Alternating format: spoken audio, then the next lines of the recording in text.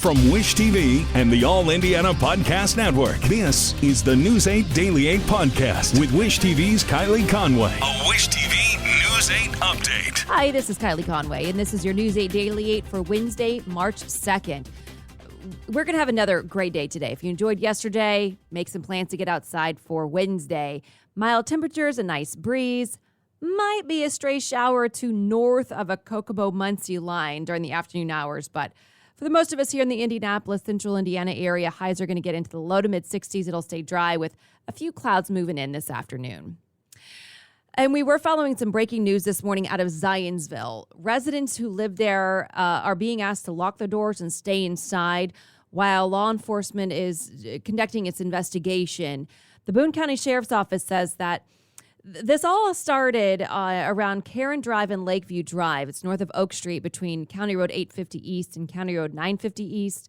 Deputies say that there was a suspect walking around with a gun before he pointed a gun at someone, then went into a family member's home when law enforcement got there. Investigators believe he is the only person barricaded inside that home. It is 8:45 right now, Wednesday morning, and as of this hour, it is still a very active investigation, and you are asked to stay inside if you live in this area of Zionsville. This is our moment to meet and overcome the challenges of our time, and we will, as one people, one America, the United States of America. President Biden focused on America's strength in his first State of the Union address. Biden declared he and all members of Congress stand together in solidarity for Ukraine. Biden highlighted the bravery of Ukrainian defenders. He also sent a warning to Russian President Vladimir Putin, saying this as Russian forces advance on multiple cities in Ukraine. Putin's latest attack on Ukraine was premeditated and totally unprovoked. He rejected repeated efforts at diplomacy. He thought the West and NATO wouldn't respond. He thought he could divide us at home, in this chamber, in this nation. He thought he could divide us in Europe as well. But Putin was wrong. We are ready. We are united, and that's what we did. We stayed united. Biden discussed implementing economic sanctions against Russia. He told Americans the economy may suffer, adding that Putin's aggression won't be contained without consequences. The president promised to get prices on everything from food to gas under control. Biden called on companies to lower costs, not wages. He asked the car and tech industries to bring their supply chains back home and manufacture vehicles on American soil. Biden outlined 3 ways to lower costs for American households: make prescription drugs, energy, and child care more affordable. In the Republican Party's official response, Iowa Governor Kim Reynolds argued that reckless government spending is what triggered inflation. The president and Democrats in Congress have spent the last year either ignoring the issues facing Americans or making them worse. They were warned that spending trillions would lead to soaring inflation. They were told that their anti-energy policies would send gas prices to new heights. Biden also addressed the COVID-19 pandemic, saying we're moving forward safely back to a more normal routine. And several Indiana politicians are responding to the address. Congressman Andre Carson shared a statement of support for the administration. The Democrat writes, tonight, President Biden made it clear, don't bet against the American people. He laid out a plan to build a better America from the bottom up, create an economy that rewards work, not wealth, and strengthen Americans' role in protecting democracy around the world. Republican Senator Todd Young commented on the cooperation between both parties. In his words, tonight it was really encouraging to see Republicans and Democrats join together and send a clear message that the United States is united against Vladimir Putin's aggression in Ukraine. Jackie Walorski is a Republican in the House. She criticized the speech, saying during his address to a nation in crisis, President Biden failed to offer real solutions that would get America back on the right track.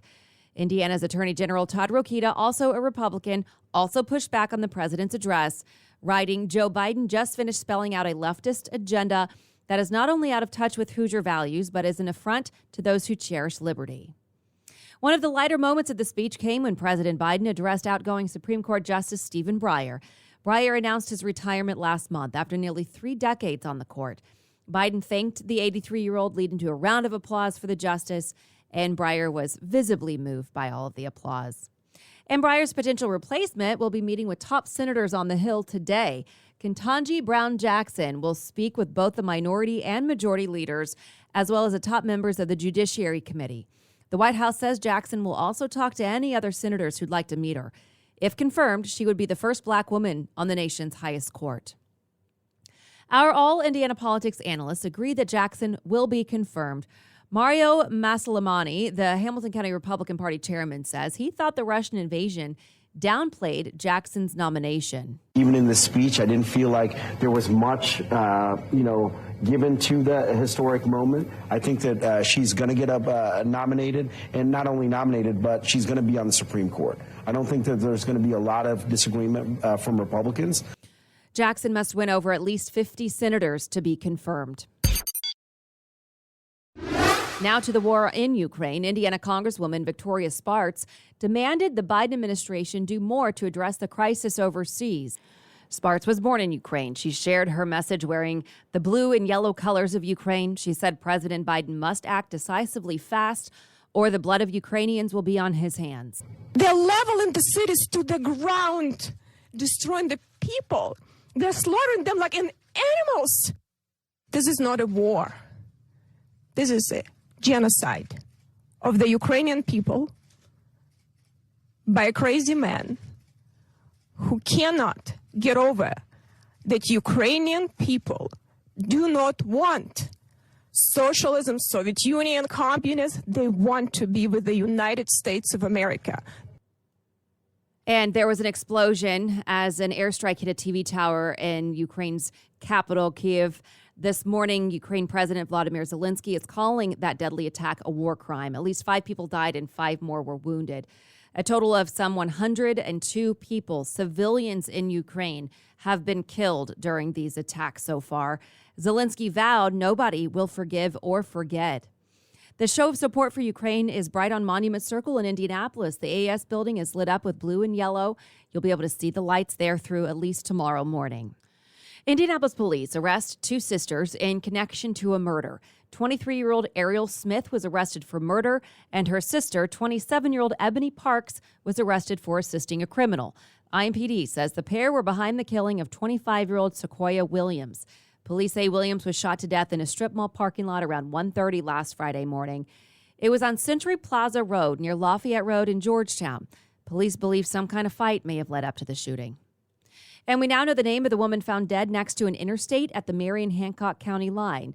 Since showing you the scene yesterday on Daybreak, state troopers identified the woman as Dijia Hogan. Her autopsy is scheduled for today. Police say that they are investigating the 21-year-old's death as a homicide. Troopers found her body in the turnaround of I-70 near Cumberland Road around 7 yesterday morning. Birds at a 6th Southern Indiana turkey farm have tested positive for bird flu. This is the 4th farm in Du Bois County with cases of avian flu. 2 farms in Greene County also have tested positive. News 8 has been following the story since the birds first got sick in Du Bois County.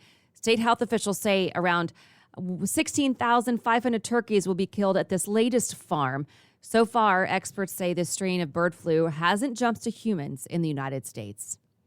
And the Boone County Sheriff's Office is marking 4 years since losing a brother in the line of duty. Deputy Jacob Pickett died on this day in 2018 when a man shot him after a police chase. Sheriff Mike Nielsen shared a statement with News 8. He says, "Many of us are still trying to find the new normal after losing Jake. I have finally realized that some of us never will." The Sheriff's Office will host Deputy Jacob Pickett Remembrance Day this Saturday at the Boone County 4-H Fairgrounds. It is free and it will go from noon to 4. A large piece of space junk is headed toward the moon. Experts think it's a leftover rocket from a 2014 China launch. Scientists say the object could create a massive crater 33 to 66 feet long. That's the length of several semi-trucks. Scientists expect the space junk to crash into the moon Friday, but it could take weeks or months to confirm an impact. The Portuguese military says the large merchant ship that was full of luxury cars has sunk near Portugal. This is horrible news for the struggling auto industry. We first told you about the Felicity Ace on Daybreak when it caught fire last month on its way from Germany to Rhode Island with thousands of luxury cars on board. Officials say they were towing the boat and its cargo when it sank yesterday morning. There was some wreckage and oil residue left behind as well, but officials say that they are monitoring the situation. The CDC says a new survey shows many more Americans have had COVID than had been reported. As of January 31st, the agency reported 74.3 million cases. But a new seroprevalence survey study says that there have been nearly double that, 140 million infections. The latest study tests blood samples for antibodies from having COVID and not antibodies from vaccination. The agency says the numbers show roughly 43% of the country has had the virus as of late January. Today, the White House could soon ease COVID restrictions. CNN says that it's according to two sources that say the Biden administration will announce a new COVID-19 plan at an event today. The plan will likely include fewer disruptions to daily life and preparations for any new variants. And the new strategy comes as the president announces Americans can order another round of at-home COVID tests.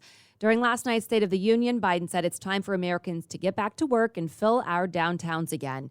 Biden also says he's launching a Test to Treat initiative that will allow pharmacies to give out free antiviral pills to anyone who tests positive. The Women's Big Ten Conference tips off at Gainbridge Fieldhouse this afternoon. Rutgers and Penn State play at 2. Illinois and Wisconsin tip off at 4:30. Both Purdue and Indiana enter the fold tomorrow. Ohio State enters the tournament as the overall number 1 seed. IU is seeded 5th and Purdue 9th. The tournament will last through Sunday. The men begin play next week. Major League Baseball says some regular season games will be canceled after failing to strike a new labor deal. Commissioner Rob Manfred announced that each team's first 2 series of the season are canceled. The league says that they are prepared to continue negotiations. Manfred also says players will not be paid for the missed games. Opening day was originally scheduled for March 31st. Pro baseball hasn't seen a work stoppage since the 94-95 season.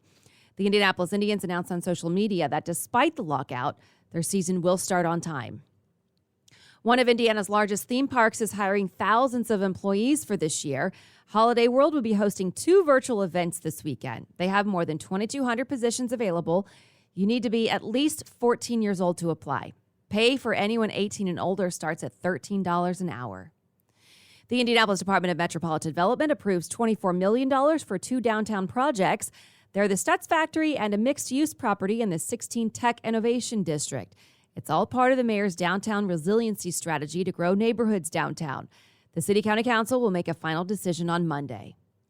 And parking in some of Indianapolis areas is about to cost more. The increase is happening on Mass Ave and Broad Ripple. Beginning April 1st, meters will be $1.75 an hour, an increase of 25 cents. The city says this is the first price increase since 2012. This has been your News 8 Daily 8 for Wish TV. I'm Kylie Conway. Online at wishtv.com and follow us on Facebook when you search Wish TV. This is the News 8 Daily 8 podcast with Wish TV's Kylie Conway. A Wish TV News 8 update on demand for even more on demand and on the go. Connect with Wish TV on Facebook at wishtv.com and on the free Wish TV mobile app. Thank you for listening, and be sure to like, subscribe, and follow this podcast for updates every weekday morning on the All Indiana Podcast Network and wherever you get your podcast.